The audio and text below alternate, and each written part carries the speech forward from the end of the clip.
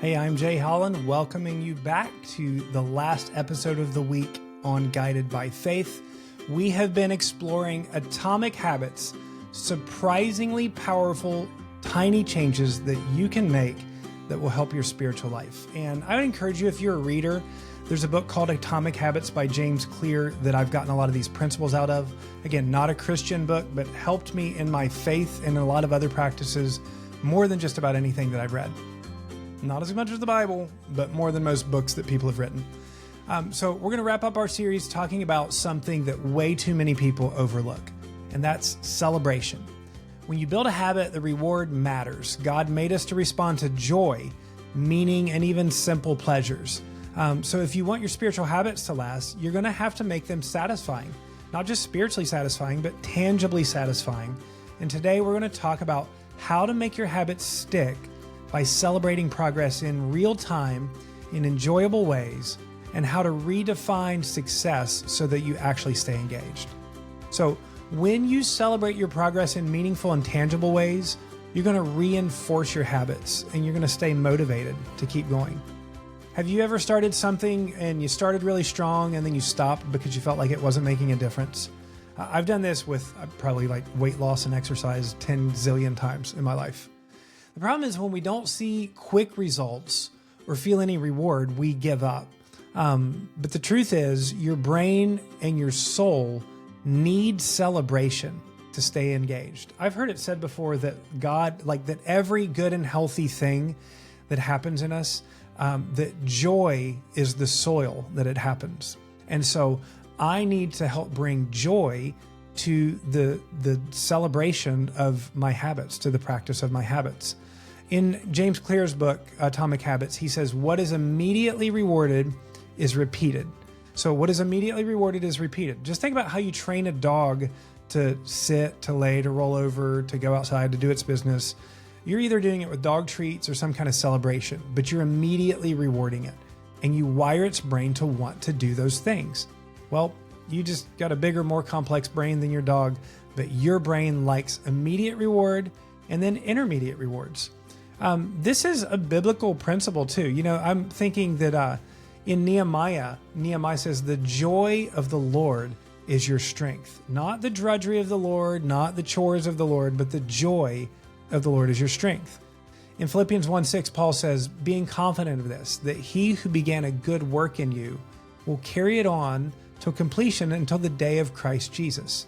So Jesus has started a work in you. It's not done. It's not going to be done until he's all the way back or you're back with him. So we need to look at success along the way and find causes for celebration along the way. So here's a great way to do that with habits so that you reinforce them every day and then on an intermediate basis.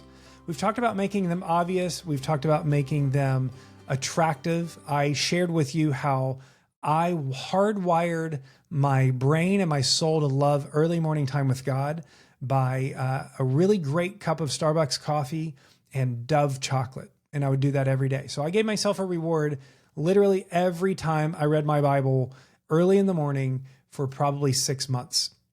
And eventually, the habit became the reward. But also what we want to do is we want to celebrate progress and not perfection. Think of it like this. There's 7 days in a week. And if you miss 3 days a week of your habit, you may feel like, well, that stinks. I missed 3 days. But the truth is, if you did your habit 4 out of 7 days, that's the majority of days a week. And if you continue to do something the majority of days a week, it starts to become who you are. In James Clear's Atomic Habit books, he talks about it in the sense of every day that you do something, it's like you're casting a vote for the kind of person that you want to be. And so you say, I want to be a Jesus follower. I want to be a God honorer. I want to be somebody that God uses and brings great joy to him. Well, every day that I spend time with God, I am casting a vote. It's like I'm taking my little checkbox and casting a vote that that's the kind of person I want to be. Every time I spend time in praise to God or I do a gratitude list, I am casting a vote that I am a thankful heart to God. And so one of the ways that you can help celebrate progress is by getting a little habit tracker. You can use a piece of paper. You can do one on your phone. You can buy one on an app if you want to spend money or look at endless advertisements for the free app that isn't free.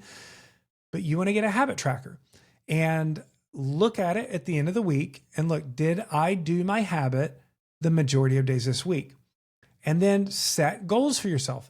Every time that happens, give yourself a little reward. Now, you've rewarded yourself with Dove chocolate every day. So now maybe it's like Bluebell ice cream on the weekend intentionally to celebrate it. Or you buy yourself a small gift. You do something to celebrate the wins as you go along. So special treat of ice cream, movie night, buying something small, pairing a simple tracker, checking your habits. And the other is just the question of where did I succeed and where did I stall out? What were the commonalities on the days that I did not complete my habit? And how can I work around those? How can I do those? So we've talked this week about atomic habits, the power of small changes. If you can just aim to get 1% better every day, you'll radically change your life in actually a pretty short period of time. So make your habit obvious, make it attractive, make it easy, do the smallest possible version to get yourself the reward, and then make it satisfying. Give yourself weekly rewards every time you do that habit a majority of time. Spiritual growth doesn't come from one big decision. Aside from your decision to give your life to Jesus and accept his salvation, take him as king, every other real growth thing is hundreds of small decisions repeated with joy, repeated with consistency. So this week, I want you to start the atomic habits by making them obvious, attractive, easy, and satisfying. And then let those small wins lead to lifelong transformation.